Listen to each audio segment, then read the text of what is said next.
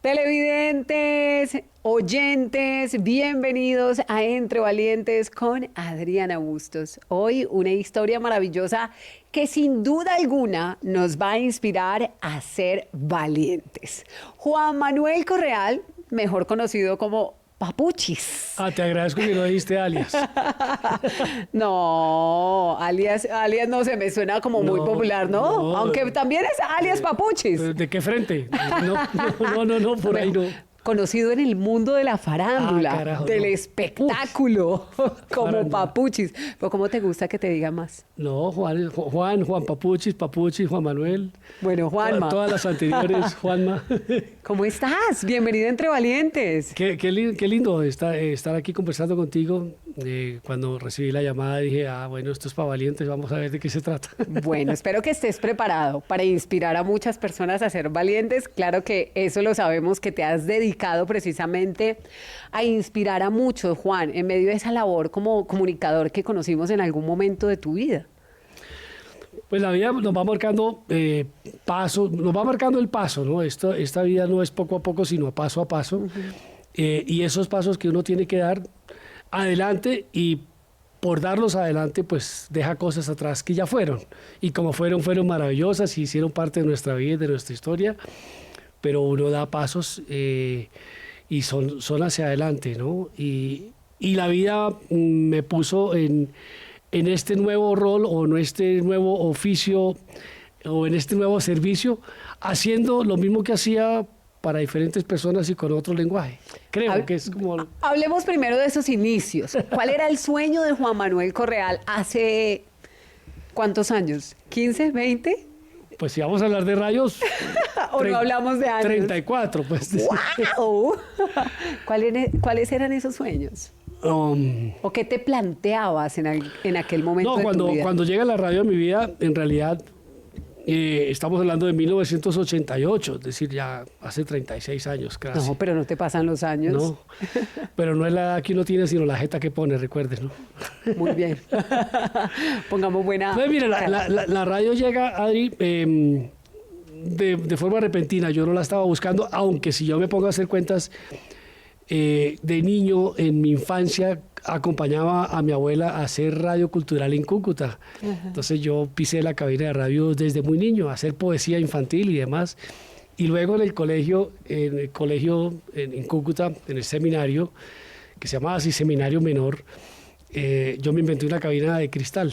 Wow. Para transmitir lo que pasaba en el recreo. Uh-huh. Y la cabina de cristal era porque no se veía, porque no había cabina.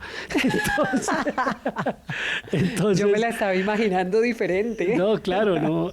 Cuando llego a la radio, pues me toma de sorpresa y empiezo a disfrutar lo que hacía. Yo creo que Papuchis, este personaje que vino a sacar el niño interior de Juan. Uh-huh. Papuchis es Juancito, ya con más de 20 años y vestido de amarillo, gritándole al mundo, yo quiero participar. Y ahí sí transcurrieron muchos años. En la radio y en la televisión no me dio tiempo para imaginarme cómo sería, porque ya estaba haciendo. Eso de repente hubo un destello y una explosión mediática. Abre los ojos y ahí estoy. Claro, en nuestras redes sociales no había. Entonces, uh-huh, no había YouTube, no había nada. Era lo que uno hablaba por radio, las personas se lo imaginaban y uno activaba mucho la imaginación y la creatividad sobre lo cotidiano. Y eso me llevó a divertirme mucho y conocer mucho otros escenarios, pisar muchos escenarios y vivir muchas experiencias de entretenimiento en realidad durante muchos años. Juan Manuel, ¿cómo es que una persona que hace lo que le gusta termina en medio de un estrés, de una vida agitada, de una vida sin tiempo para detenerse, para descansar? Es clarísimo que no conocemos los límites del merecimiento. No. Porque viene el ego, que es el gran oponente del merecimiento, el gran oponente de la armonía, el gran oponente del equilibrio, entiéndase, el gran oponente, E-G-O, el ego, y te hace creer que no es suficiente. Uh-huh. Que eso que alcanzaste no es suficiente, que es bueno, pero que otros van más adelante, ganan más, tienen otra mejor posición, que aquí eres conocido en tu medio, pero te falta ser como Ricky Martin o no, como David Beckham, yo no lo sé. Entonces las dimensiones siempre serán superiores.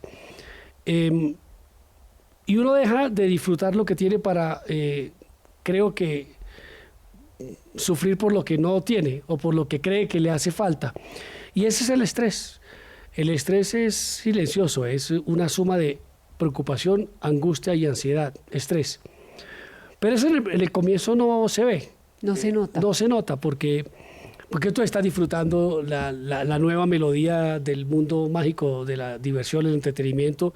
Empiezan a abrirse las puertas, invitaciones a todos lados, el reconocimiento, la popularidad. Y un mundo de fantasía que nos puede hacer creer que es la felicidad. Esa necesidad de aprobación también. Todavía no, porque ¿No? pues es como uno no, a ver, nosotros llegamos, cuando digo nosotros es un grupo de DJs que, bueno, yo hacía parte de los que aportábamos el humor y el entretenimiento al grupo de DJs, pero éramos allí, ¿no? No nos dimos cuenta a qué horas esta espuma se subió tanto. Nos llaman los pioneros de la radio juvenil. Pues quizás de la radio juvenil sí, pero no somos los pioneros de la radio para nada, ¿no? Pero de esa forma de hablar y de referirse a lo cotidiano, pues sí lo hicimos y rompimos muchos esquemas. Y eso nos llevó a subirnos en un globo y nos puso arriba en el ego. A mí, por lo menos, hablo por mí. Pero te digo, yo siempre cuando en una conferencia cuento este testimonio, yo lo divido en dos, porque los primeros 10 años considero que es un camino al éxito que se disfruta. O sea, lo estoy disfrutando, lo estoy gozando, no estoy compitiendo con nadie, la vida me lleva, la vida me abraza, la vida me envuelve, la vida me entretiene. Lo estoy pasando bien. Lo estoy pasando bien, yo no tengo excesos, no fui un hombre o un joven de excesos jamás. Y empieza como a formarse el carácter del que ya tiene que mirar qué más va a hacer en su vida, ya con la familia, ya con los hijos, la esposa, con unos casi 30 años, bueno, ¿qué más viene? Y ahí comienza la segunda parte del juego, en donde la escasez, a ver, la carencia de lo suficiente te alcanza a ti. Es decir, todo lo que tengo no es suficiente porque puedo tener más. Todo lo que soy, cree uno que lo define lo que hace. Entonces ya no es lo que soy. Ya dejé de ser Juancito, Juan Manuel, el tipo divertido y fresco del grupo de amigos, para convertirme en el personaje que tenía una posición en los medios de comunicación en Colombia. Entonces ya uno empieza a definirse por lo que hace y claramente por lo que tiene. Entonces ya empieza uno a ser un objeto servil del ego, en donde no es suficiente y deja uno de disfrutar lo que ha alcanzado por estar pensando con ansiedad en lo que cree que le falta, ¿no?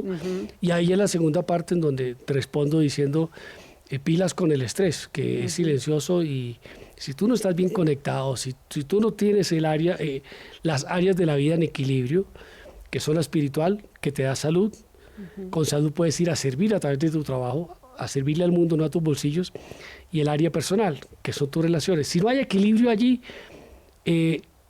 muy probablemente estás solamente enfocado en el éxito porque crees que el éxito te va a dar dinero y crees que el dinero te va a resolver tu vida. Cuando sientes o cuando te acercas a esa etapa donde muy probablemente vas a caer al abismo, ¿cuántos años tenías? ¿Quiénes hacían parte de tu entorno? ¿Ya estabas casado? ¿Ya tenías hijos? ¿Cómo estaba tu entorno? La vida nos presenta banderas rojas, advertencias, tarjetas amarillas, ¿no? Y uno no las ve porque está muy ocupado teniendo éxito. Entonces hay dos puntos de quiebre en mi vida. El primero, yo tengo 33 años, estoy en la euforia de este mundo, ¿no? Viajando por el mundo, pisando escenarios del mundo. Y lo digo con un ápice de humildad, porque en ese momento no la conocía, pero hoy te lo cuento no, es que viajé por el mundo, sí, mi oficio me llevó a cubrir mundiales de fútbol y premios Grammy y estar donde estaba la información del entretenimiento. Pero allí hay un punto de quiebre cuando yo tengo 33 años, la madre, mi esposa y la madre de mis hijos me dice, oye, no, yo no estoy disfrutando esto no es lo que diseñamos, lo que se planteó, de hecho no tuvimos tiempo de plantearlo. Ella fue la novia de Papuchis, entonces fue así, la niña de 19 años que se envolvió. Creció contigo. Claro, nos envolvimos en todo este mundo, no tuvimos tiempo de pensar, ya estábamos como en una frecuencia de mucha velocidad de la vida. Agite. Y ella, más coherentemente que yo, levanta la mano y dice, yo me mamé, no juego más. Y eso me produce a mí un impacto en donde, oiga, ¿qué pasó? Esto no me lo esperaba, ¿cómo así? Y hay un punto de quiebre, hay como hay la tarjeta amarilla. Que la saca tu esposa. Que sí, que me la saca la vida a través de ella, ¿vale? Entonces yo empiezo a decir, bueno, voy a replantear cómo es esta vuelta, porque yo no me imaginé con un hogar separado nunca. Eso pasó y yo tenía que revisar por qué pasó y para qué pasó, y entonces llega a mi vida un primer maestro llamado dolor, y con ello empiezo a buscar respuestas afuera que me conducen a un libro llamado El Caballero de la Armadura Oxidada, del maestro Robert Fisher. Ese libro me habló de el silencio, el autoconocimiento y la osadía para descubrir la verdad que te hará libre. Pero créeme que en ese momento no lo entendí. Lo único que quería era salvar como fuera mi matrimonio y la vaina, y pedí cambios. Me fui para el desierto de la Candelaria. El desierto es ese sitio donde se une la sed del hombre con la sed de Dios. Y allí pedí cambios. Y siento que ese fue uno de los errores. Porque los cambios, como lo hablábamos antes, son efímeros. Son para encajar en una situación, para salvar o para apagar un incendio. Entonces tú cambias. Es una reacción como más de supervivencia. Total, hubo un primer asomo de conexión con Dios, con la fe, de corrección. Yo no tenía mucho que corregir en términos de conducta, pero sí estaba volviéndome quizás adicto a la vanidad, al aplauso, al reconocimiento, a la posición privilegiada. Ahí sí venía el tema de la aprobación, Claro, porque sí. necesitabas ese aplauso Ahora de tu sí, público. Ahora sí, porque ya me estaba midiendo en otras lides. Entonces ya Juan no era el DJ, sino el presentador de la radio que está en una mesa donde le recibe el noticiero a un periodista como Juan Gozaín, ¿no? Entonces ya tengo pues otras responsabilidades y ya hago un programa de radio que hace un puente entre un noticiero y otro en la radio, con una niña que presenta noticias en televisión, que está aprendiendo a hacer radio, que se llama Vicky Dávila, y entonces, y ahí como que, y luego con Guillermo Díaz Salamanca, que estoy mencionando personas del mundo en Colombia muy conocidas, de mucho peso, y ese era como el entorno en el que, entonces, ahí se generó estrés, ¿no? Por ser más, cada vez más. Y entonces esos cambios me llevaron a otros escenarios donde había más responsabilidad. Claro que tenías un mayor rol o una definición de lo que haces ya como periodista, entonces, no menos como DJ, más como creativo de televisión y menos como presentador o el que hace la sección de humor de un programa. Entonces uno se la cree, pero estar allí es como que tú vas en el camino de ese éxito que piensas que te ocupa, ¿sí? Pero más bien te preocupa, porque luego viene la otra parte que es, te preocupa y te angustia si algún día eso no está. Llegar a perderlo. Claro. Y te cansa la carga de llevarlo en tus... No lo disfrutas. ¿Cómo lo mantengo? No, ¿cómo mantengo? ¿Qué más hago? ¿Qué más me invento? ¿Dónde hay más minutos para multiplicarme? Wow. ¿Dónde hay más contratos para firmar? ¿Qué sacrificabas en ese momento? ¿Cómo? ¿Qué se sacrificaba en ese momento a cambio de lo que tú estabas buscando hacer? Claro, ya estaba conviviendo con el estrés y no me daba cuenta. Wow. mis contratos eran maravillosamente buenos y no los reconocía. Para mí era insuficiente, mis bolsillos quizás estaban llenos, mi corazón estaba vacío.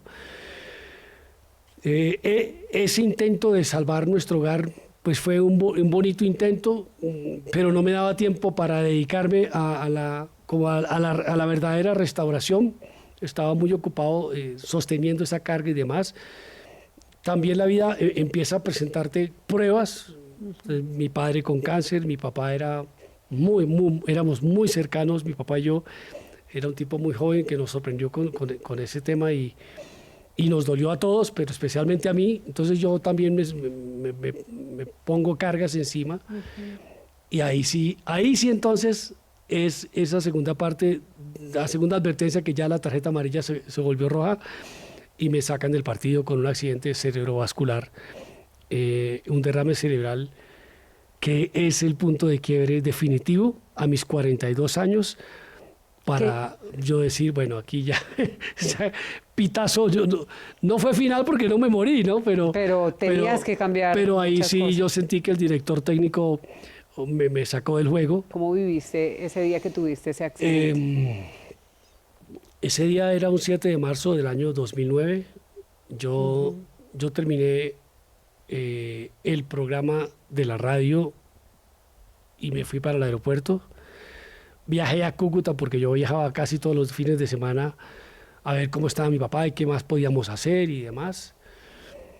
Dejando mi familia acá, me iba para allá. Entonces, pero yo aterricé en Cúcuta y tuve otro programa de radio desde allá, vía satélite desde allá. Y luego terminé el programa, entonces me reuní con mis papás, una celebración de cumpleaños de mi hermana.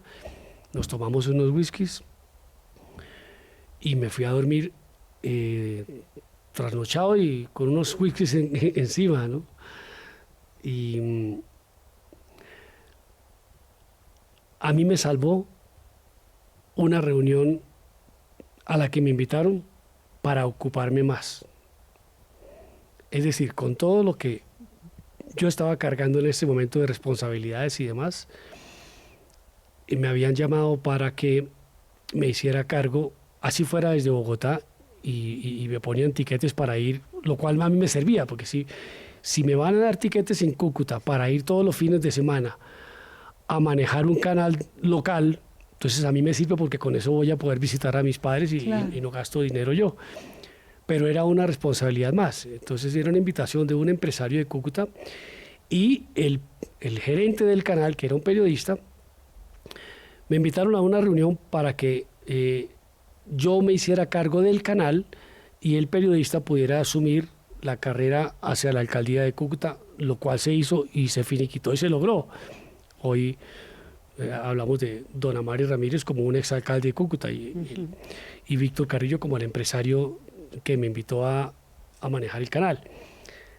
Si yo no tengo esa reunión, yo quizás no estaría aquí hablando con ustedes. ¿Cómo influye esa reunión? Esa reunión es la que me hace despertar temprano. En Cúcuta hay un hábito, una costumbre, y es ir a ciertos puntos de la ciudad a comer pasteles de garbanzo a las 11, 10, 11 de la mañana los sábados.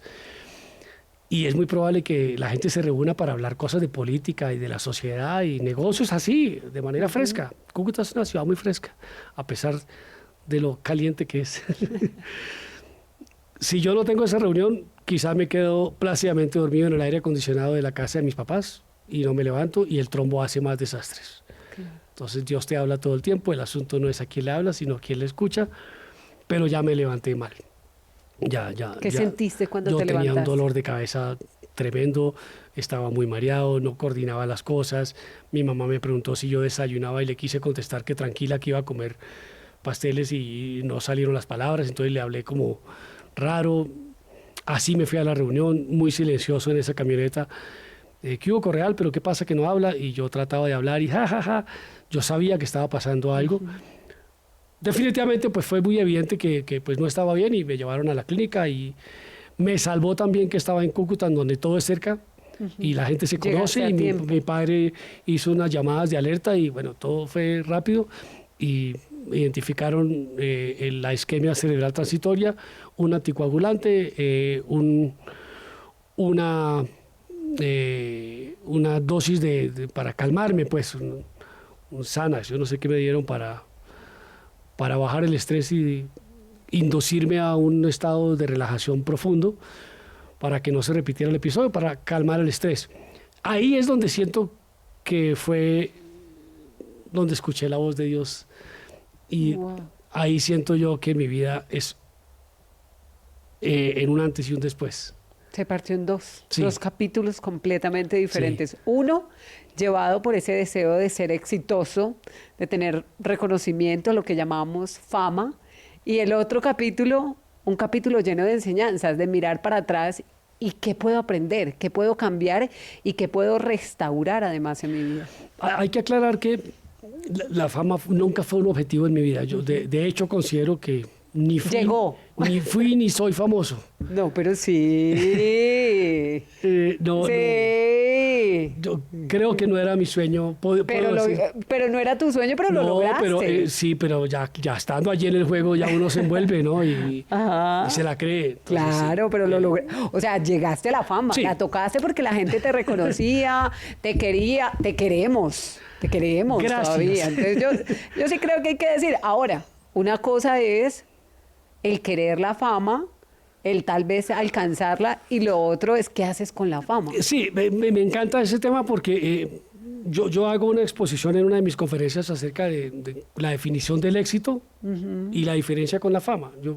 Hoy, para adelantarme un poco a tu pregunta de lo que vamos a conversar, hoy puedo decir que estoy teniendo éxito con la idea que se promueve en mi corazón de cada día servirle a alguien.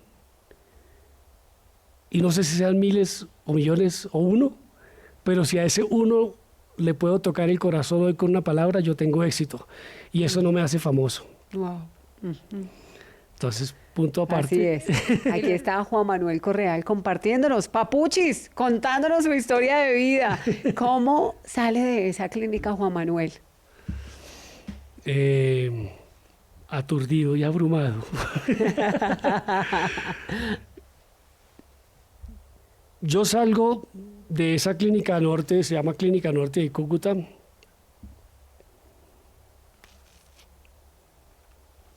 Con unas respuestas que Dios me dio a través del silencio, literal silencio, porque perdí el habla. Yo en ese estado que te digo, encausado por la clínica, encausado porque pues, que me indujeron a un estado de calma, no de coma. Te obligaron a descansar. Me desconectaron de la realidad y para que el anticoagulante funcionara y demás. Yo en ese estado sentí la voz de Dios y su paz y su amor en mi corazón. Y probablemente me estaba muriendo, ¿no? Pero en ese interior donde yo siento que hay mucha paz, yo no te voy a decir que atravesé el túnel, ni vi las luces, ni todas esas vainas que dicen, yo no vi eso. Yo puedo hablar de la paz que sentí en mi corazón y la plenitud en ese estado. Con razón las personas se apegan a esas sustancias después, ¿no? Claro. Pero la plenitud que yo estaba sintiendo no era por la sustancia que me habían dado, no por el Xanax o por la medicina que me había dormido, sino por la presencia de Dios en mí. No te lo puedo explicar de otra manera. Porque ahí es cuando empiezo yo a escuchar una voz que me dice todo está bien y todo está bien. Lo he contado de diferentes maneras y yo no puedo definir esa voz. Lo que sí Nunca puedo la definir, reconociste. Sí, o sea, no era una voz conocida o que hubieses escuchado antes. Ni hoy puedo responderte si era masculina, femenina, grave, aguda, chillona o no. Yo sentí el susurro de esa voz, todo está bien, y la dulzura y la tranquilidad y la paz que me generó pensar que todo estaba bien adentro cuando afuera todo estaba mal. Porque cuando yo empiezo a despertar, también escucho unas voces afuera de mi interior que dicen, se está muriendo, no, no se ha muerto, pero se va a morir, no, es que está en coma y tal cosa. Yo escuchaba todo eso y los papás están aquí, pero los hijos ya saben, pero que Julio Sánchez Cristo llamó para buscar que cómo ayuda con un neurólogo, que lo están llamando de la prensa. Yo escuchaba todo eso y yo les quería decir, tranquilos, que todo está bien. Y antes de abrir los ojos quise decir, gracias Dios mío, porque no morí. Y ahí fue cuando me di cuenta que no podía hablar. Impresionante. Cuando la voz había sido tu herramienta durante tantos años. Y entonces dije, bueno, yo de alguna manera tengo que transmitirles a ellos lo que estoy sintiendo. ¿Y cómo transmitirlo, Juan Manuel? ¿Sabías que habías recibido ese mensaje? ¿Cómo decir todo va a estar bien si no podías hablar? ¿Cómo te sentías tú o cómo creérselo uno mismo? Ahí es cuando tuve que recurrir a un gesto que me ha acompañado desde el primer momento de mi existencia, que me acompañó en la infancia, en el colegio, en la universidad y en la radio y en la televisión. Wow. Una sonrisa siempre será más poderosa que una ofensa, un arma, un problema o una enfermedad. ¿Y cómo sonreír en medio de ese momento? Pues si tú tienes a Dios en tu corazón y en tu alma y la seguridad de que todo está bien, ¿cómo no vas a sonreír? Esa es tu verdad, ¿verdad? Qué bonito. Esa es tu nueva verdad. Afuera todo está mal, afuera todo se está derrumbando y adentro todo se está restaurando. Entonces, ¿cómo no sonríes ante esa verdad de sentir el amor de Dios en tu vida, abrazándote, diciéndote, tranquilo chino, vamos para el segundo tiempo, vas a pasar a las duchas, vas a reflexionar, vas a refrescarte un poco, vas a conversar contigo y cuando estés listo, sales y conversas conmigo. Eso fue lo que sentí que el director del juego me dijo. El director de la obra de teatro existencial que había escrito un guión maravilloso para mí y que yo estaba distorsionando. El ego vino y cambió la letra del guión. Y yo dejé de ser el Juan que debía ser la voluntad de Dios para convertir en el personaje que el mundo se creó de pronto, para ser manipulado como un títere, ¿no? Juan, en otra oportunidad en tu juventud, ¿llegaste a tener esa cercanía con Dios? Esa paz, esa tranquilidad que estabas teniendo ya en medio de esa adversidad. Sí, muy pequeñito. Wow. Yo tengo muy grabado en mi memoria una de las primeras casas de mis papás, que la primera casa con la que yo recuerdo mi cuarto de niño, 6, 7 años. Claro, yo nazco en Bogotá, crezco en Bogotá, hasta los 4 años mientras mis papás estudiaban la carrera y volvimos a Cúcuta. Y recuerdo esa casa, y recuerdo estar saliendo muy temprano, bañado y vestido y peinado por mí, pues yo creo que tenía menos de 10 años, caminar en esa Cúcuta por los andenes, 6 o 7 cuadras para ir a hacer el acólito de la misa de 6 o 7 de la mañana. Debía ser de 6, porque al mismo tiempo me devolvía, me daban un desayuno en la casa y el bus del colegio pasaba por mí. Pero eso no fue inducido ni por mis papás, ni por mi abuela, ni por nadie. Yo quise ser el acólito de la misa y esto lo recuerdo mucho. Y entonces luego empiezo a sentir a Dios, pero como el Dios bombero, ¿no? Ya más grandecito. Cuando lo necesito lo claro, busco. ya más grandecito, venga y me apague el incendio, y que no pierda el año, y que habla con el profesor para que no me raje. Ajá. Y luego cuando ya no tenías incendios. No, Dios está contigo todo el tiempo. Uno es el que se aleja de la luz. Y entonces empieza a proyectar sombra. Pero cree que está en la luz porque está con los destellos de luz, de los aplausos y el neón de las puertas de colores que se te abren en el mundo mágico del entretenimiento. Cuando se creía que era la noche más oscura para Juan Manuel Correal, llega verdaderamente de nuevo la luz a tu vida. ¿Qué pasa con tu trabajo?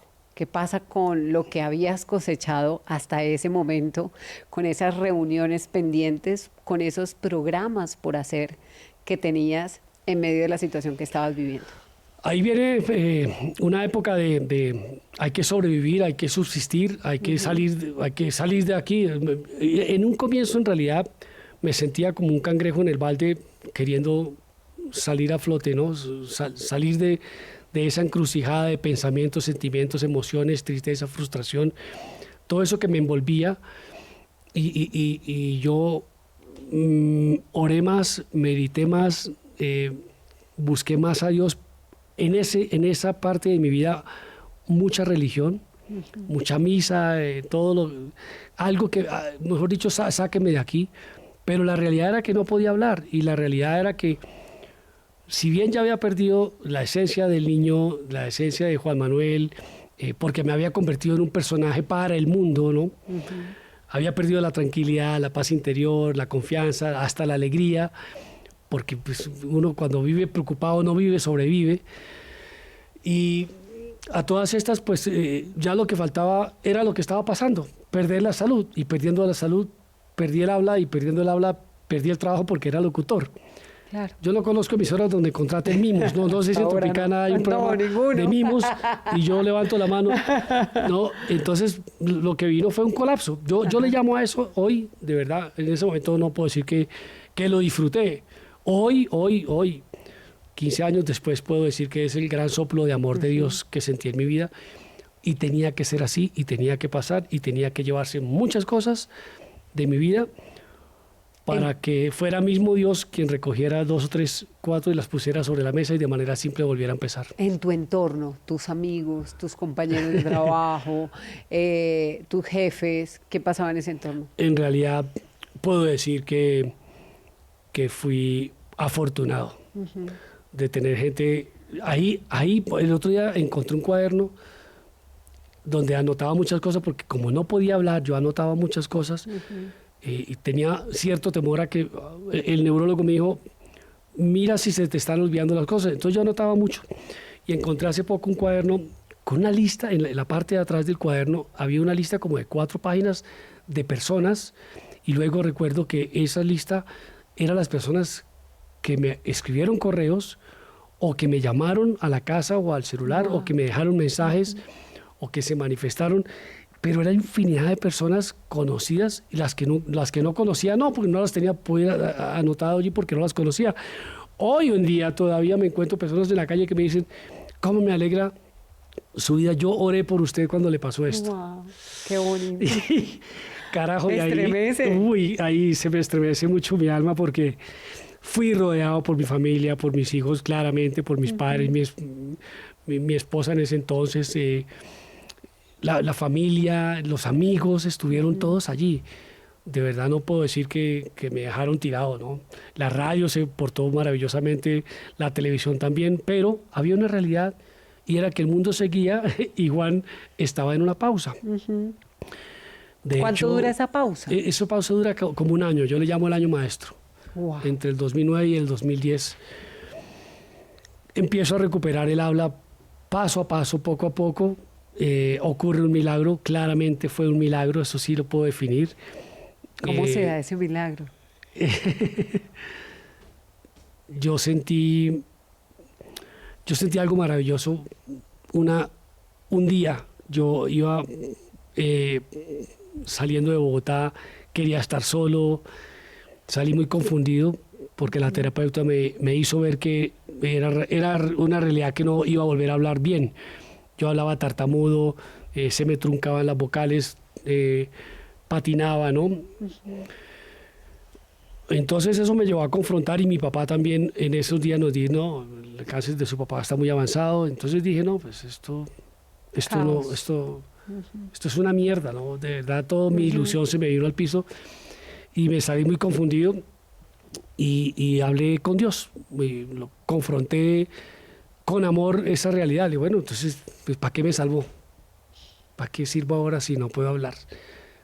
O sea, no puedo trabajar. Entonces, ¿qué? Y yo pedí señales. Y vi las señales, pero las señales decían lo que no me servía. Una señal decía, reduzca su velocidad.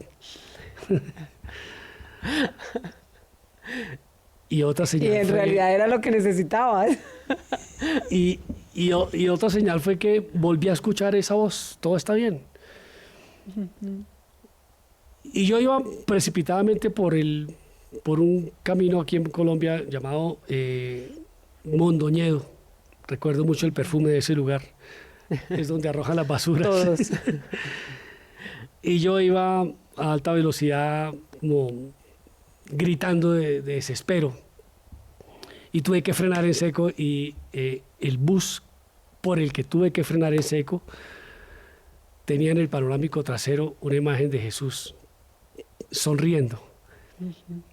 Y yo miré esa imagen y dije, ok, todo está bien. Frente a frente. No me lo tienen por qué creer, yo te cuento lo que sentí. Claro. O sea, ese no es el milagro. El milagro es la fe o lo que sentí. Porque después de eso, curiosamente empezaron a aparecer las palabras, a fluir el lenguaje. No te voy a decir que fue un simsalabim, pero fue tan calculado por el universo, por la magia de Dios, que a los 2 meses recibí una llamada que nunca yo contestaba al teléfono ni nada, no sé cómo me localizaron y me invitaron a un programa de televisión en el Canal 1 en Colombia, para un programa los lunes a las 11 de la noche. Yo no sé por qué acepté, porque yo estaba distanciado de todo. Claro. Estaba en el horno, estaba en el desierto, pero acepté. Yo creo que Dios me dijo, a eso sí va, mijo, necesito que vaya. Ajá. Ese programa se llama Confesiones en Blanco y Negro, todavía está por ahí en YouTube. Lloré mucho, tartamudeaba. Y luego de ese programa lo vio el presidente de una compañía. Yo nunca lo supe. El presidente de la compañía le dijo a su asistente que me buscara y me localizara para ver si yo podía ir a visitarlo a su oficina. Pero eso tampoco era probable porque yo no salía ni nadie tenía mi teléfono. Pero ese viernes, mis amigos de la radio me sacaron de nuevo, Gabriel de las Casas, Andrés Nieto, Kevin, me sacaron a hacer algo que hacíamos siempre, que era ir a almorzar los viernes al Salto del Ángel. Ahí están los de la radio, a nosotros nos gustaba que nos vieran. Y yo, lo que me dijeron, sí, vaya, Juan, vaya. Mi esposa me dijo, salte, no necesitas, ve. Oye, Adriana, en la mesa al lado estaba la persona. Que te había visto en el programa. No, la asistente que a él le... La persona que te necesitaba. Mi jefe me mandó buscarte y yo estaba en problema con esa tarea. Aquí estoy al lado de su mesa, a ver si existen las casualidades. Al poco tiempo fui a reunirme con Carlos Guzmán, presidente de una compañía de seguros. Me dijo que si yo le podía contar ese testimonio que él vio en televisión a su equipo. Yo le pedí un tiempo, preparé algo, lo hice, le puse música de fondo como si fuera un programa de radio. Entre que me divertí y estuve muy nervioso, salí llorando por la puerta de ese edificio en la calle 100. Porque ese momento me hizo recordar un sueño absurdo que había tenido. Yo no soy muy bueno para recordar los sueños, pero en ese momento cuando salí a la calle de esa experiencia lo recordé. Yo en algún momento soñé que estaba dictando una conferencia ante miles de personas en un auditorio y aplaudían y toda esta vaina, pero yo no era el animador de la fiesta, sino el conferencista del evento. Wow. Se estaba haciendo realidad el sueño.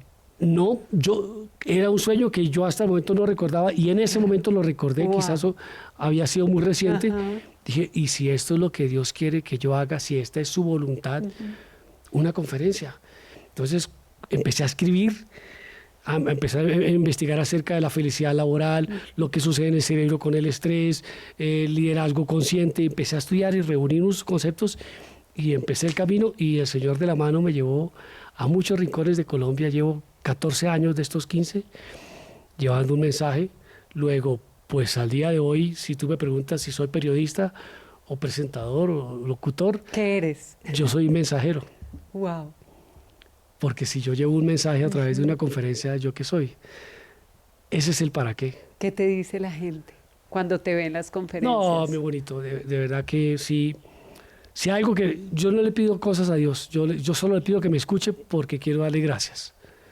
Hoy yo quiero que me escuches porque de nuevo quiero darte gracias por lo que has sido, por lo que soy y por lo que seré para ti, Señor. A través de una conferencia corporativa, a ellos no les gusta que hable de la fe ni del amor de Dios, entonces tú comprenderás que yo lo haré más corporativo para restaurar los corazones en la fe. Es con fe, es con actitud, es con equilibrio, es dando, es ofreciendo, es perdonando, es de otra manera, es balanceando las áreas de la vida. Yo lo sabré hacer de manera corporativa para que funcione, pero yo meto el mensaje. Claro. Entonces siento que hice una alianza en una compañía, en este proceso de restauración, se reformó una compañía que ya hoy, 14 años después, cuenta con 2 empleados, el presidente y el mensajero. ¡Wow! Muy bien, Juan Manuel, las personas que quieren verte, que quieren tenerte de pronto en conferencias, ¿cómo lo pueden hacer? ¿Dónde las podemos ver? Gracias, Adri. En este proceso de restauración claramente pasan muchas cosas y una de ellas es que se acaba la radio, se acaba la televisión. Yo logro decidir cuándo, hasta cuándo en la televisión. Eso fue una decisión propia. Hasta cuándo en la radio fue una decisión de la radio. Y hasta cuándo mi hogar fue una decisión de mi entonces esposa, que también eso, pues ya finalmente nos dimos un abrazo y dijimos, pues nada, volvámonos muy buenos padres y muy buenos amigos, y al día de hoy lo cumplimos, pero no somos pareja. Listo. Quedaba una pieza en el rompecabezas faltando, y esa pieza se llenó con Carolina Ortega, mi esposa, tu esposa, hace 13 años, y con ella, para responder tu pregunta, que también hemos pasado muchas pruebas, armamos un programa, bueno, el Señor armó a través de nosotros un programa de transformación personal llamado Entrena tu Alma. Y es lo que hacemos. Y ahí sí, entrenar, que las personas entiendan el concepto del amor dentro de sí, que se reconecten con la frecuencia del amor, que se desintoxiquen de sus emociones, que se quiten la máscara y se reconozcan y que vuelvan a habitar desde el amor. Ese programa, Entrena tu Alma, nos ha llevado a claramente tener talleres, seminarios, otros programas, retiros para parejas y demás. Y eso todo lo encuentran en entrenatualma.com. Entrenatualma.com. Pues Juan Manuel, quisiéramos tener muchísimas horas más para contar más detalles, hablar de tu relación, pero pues la invitación es para que te puedan encontrar. Si de pronto muchos de ustedes hoy están viendo a Juan Manuel y están diciendo, ay, hace tiempo que no lo veía, ¿qué hay de la vida de Papuchis? Sí. Pues ya lo saben, que pueden ingresar a entrenatualma.com. Gracias por estar con nosotros. Que hablé mucho, pero si saben cómo soy, ¿para qué me invitan? Juan, gracias por estar con nosotros. Eso es Entre Valientes, que ustedes puedan hablar, que ustedes nos puedan contar sus historias. Y para finalizar, ¿qué consejo le darías a esas personas que tal vez hoy van en una carrera por alcanzar tal vez el dinero, tal vez el éxito, tal vez la fama, tal vez tantas cosas? Sí, ¿qué les dirías hoy? Yo les pediría que hicieran una pausa y que se fueran a eso que fue el origen de mi transformación, que es el silencio, el autoconocimiento, la autoobservación y la osadía, porque cuando tú te autoobservas solamente vas a escuchar la voz de tu corazón en silencio. Ahí es cuando te habla Dios, a través de la experiencia. Pero necesitas de la osadía para ser valiente y atreverte a iniciar un camino distinto que quizás represente algún sacrificio, pero te va a evitar llegar al fango o que sigas patinando en el fango o que caigas por el abismo. Juan Manuel Correal estuvo con nosotros en Entre Valientes. Gracias, Juan. Hakuna Matata.